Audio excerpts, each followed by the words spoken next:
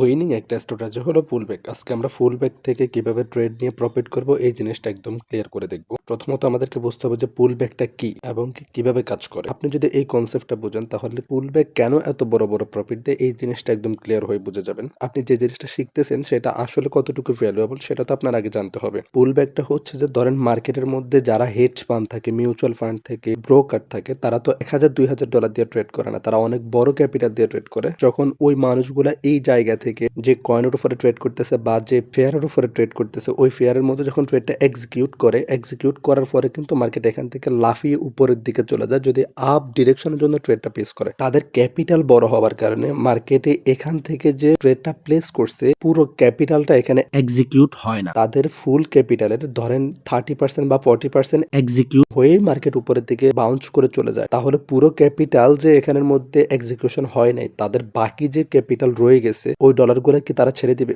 না, তারা কখনোই ছাড়বে না। যার জন্য তারা মার্কেটকে আবার নিচের দিকে নিয়ে আসবে। যেখান থেকে তারা ট্রেডটা এক্সিকিউট করছিল, বাকি যে ডলারগুলো রয়ে গেছিল ওই ডলারগুলোর কাছে মার্কেটটাকে আবার নিয়ে আসবে। যখন নিয়ে আসবে এখান থেকে অটোমেটিকলি আবার বাকি ডলারগুলো ট্রেড এক্সিকিউট হয়ে যাবে। তখন মার্কেট এখান থেকে আবার বুম। সহজভাবে আমরা যদি বলি তাহলে এটি হচ্ছে যে পুল ব্যাক। এখন এই পুল ব্যাক থেকে যখন আপনি ট্রেড নেবেন, মার্কেট যদি এখান থেকে ট্রেড রান করে থাকে, মার্কেট উপরের দিকে চলে গেছে, বাকিগুলো এখানে রয়ে গেছে, এগুলো নেওয়ার জন্য যখন মার্কেট আবার নিচের দিকে আসবে, এই জায়গার মধ্যে যখন মার্কেট আসবে তখন এখান থেকে মার্কেট যা আবার উপরের দিকে ওঠা শুরু করবে। এই জোন থেকে ততবারে যতটুকু পর্যন্ত উঠছে কমপক্ষে এতটুকু পর্যন্ত উঠবেই। আর যদি মার্কেটের ফ্লো ভালো থাকে, ট্রেন্ড শক্তিশালী থাকে, তাহলে এই হাইটাকে ক্রস করে মার্কেট উপরের দিকে গিয়ে নতুন একটা হায়ার হাই ক্রিয়েট করবে। তাহলে আপনি চিন্তা করেন এখানে যদি আপনি ট্রেডটা এক্সিকিউট করতে পারেন, আপনার স্টপ লস যদি এতটুকু দেন, আপনি বিশাল একটা প্রফিট এই পুল ব্যাক ট্রেড থেকে গেইন করতে পারবেন। এই জন্যই বলা হয় পুল ব্যাক ট্রেড সবসময় প্রফিটেবল ট্রেড হয় যদি আপনি সঠিকভাবে অ্যানালাইজ করে এই ট্রেডগুলো নিতে পারেন, মার্কেটকে বুঝতে পারেন। পুল ব্যাকের মধ্যে যে ম্যানিপুলেশন করবে না ব্যাপারটা কিন্তু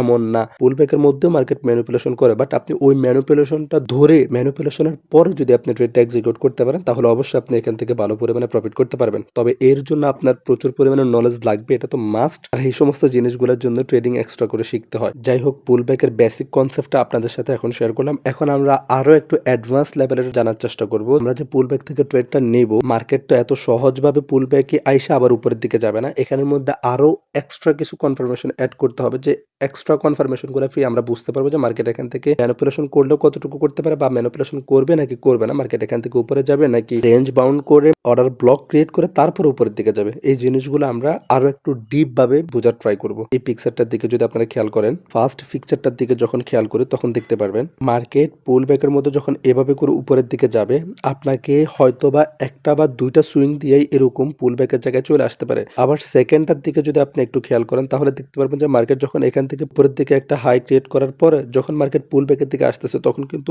অনেকগুলা মাল্টিপল সুইং ক্রিয়েট করে মার্কেট নিচের দিকে আসতেছে। সুইং গুলো যখন ক্রিয়েট করতেছে, ফার্স্ট সুইংটা দেওয়ার পরে সেকেন্ড সুইংটা যখন আসছে, এই যে দেখেন এই সুইংটা যতটুকু পর্যন্ত আসছে, এরপরে মার্কেট এতটুকু উঠছে, গত এই সুইংটার কাছে কিন্তু আসে নাই, এর থেকে নিচে আছে। তবে বিপরীত দিকে যদি আমরা এই দিকে খেয়াল করি তাহলে এই সুইংটা এখান থেকে আসে কিন্তু এই যে এই সুইংটার কাছ পর্যন্ত এসেই কিন্তু আবার উপরের দিকে উঠে গেছে। তার মানে এটাকে একটা সাপোর্ট হিসেবে বোঝানো ট্রাই করতেছে। এই সমস্ত জিনিসগুলোর মধ্যে কিন্তু অনেক সময় রিটেলাররা ফাঁসা যায় যারা মার্কেটের মধ্যে একদম নতুন থাকে। এরপর এখান থেকে মার্কেট একটু উপরের দিকে ওঠার পরে মার্কেট আবার চলে আসছে পুল ব্যাকের মধ্যে। এখান থেকে মার্কেট হয়তো বা ম্যানিপুলেশন করবে, একটু নিচের দিকে আসবে, উইক দিবে, না হয় মার্কেট এখান থেকে আবার উপরের দিকে যাবে। যদিও এত সহজভাবে মার্কেট এখন যায় না। মার্কেটকে এত ইজি ভাবে নেবেন না যে আপনি মার্কেট থেকে উইদাউট নলেজ, এতটুকু নলেজের মধ্যে দিয়ে আপনি প্রফিট করে বের হয়ে যাবেন। হ্যাঁ, তবে আপনার এই নলেজ গুলো তো 100% লাগবেই। এগুলো ছাড়া তো আপনি আরো অ্যাডভান্স লেভেল পর্যন্ত চাইতে পারবেন না। আগে তো বেসিক ক্লিয়ার করতে হবে, তাই না? আর পুল ব্যাকের ক্ষেত্রে আরো একটা জিনিস অবশ্যই মনে রাখা উচিত, সেটা হচ্ছে যে পুল ব্যাকে যখন মার্কেট আসবে,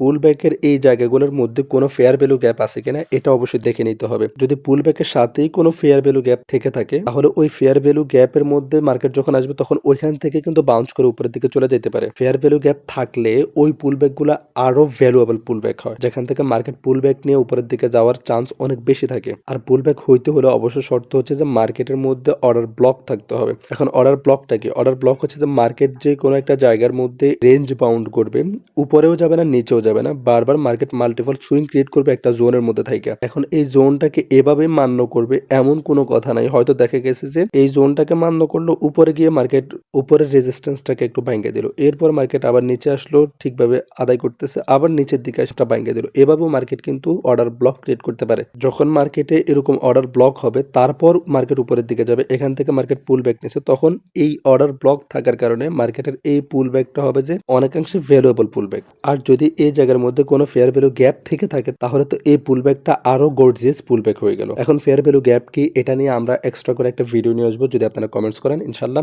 ওটাও একদম ক্লিয়ার করে দেবো। আর পুল ব্যাকের বিষয়টা এত ক্লিয়ার ভাবে ইজি ভাবে কেউ বুঝাইছে কিনা আমি জানি না ভাই, আমি চেষ্টা করছি একদম সহজ ভাবে আপনাদের সামনে তুলে ধরার জন্য। ভিডিওতে অবশ্যই লাইক কমেন্টস করবেন এবং কি চ্যানেলটা যদি সাবস্ক্রাইব করা না থাকে, ট্রেডিং সম্পর্কে নলেজ মিস না করতে চাইলে এই চ্যানেলটাকে সাবস্ক্রাইব করে রাখবেন, উপকারটা আপনারই হবে ইনশাল্লাহ। ভালো থাকেন, সুস্থ থাকেন, আল্লাহ হাফেজ, আসসালামু আলাইকুম।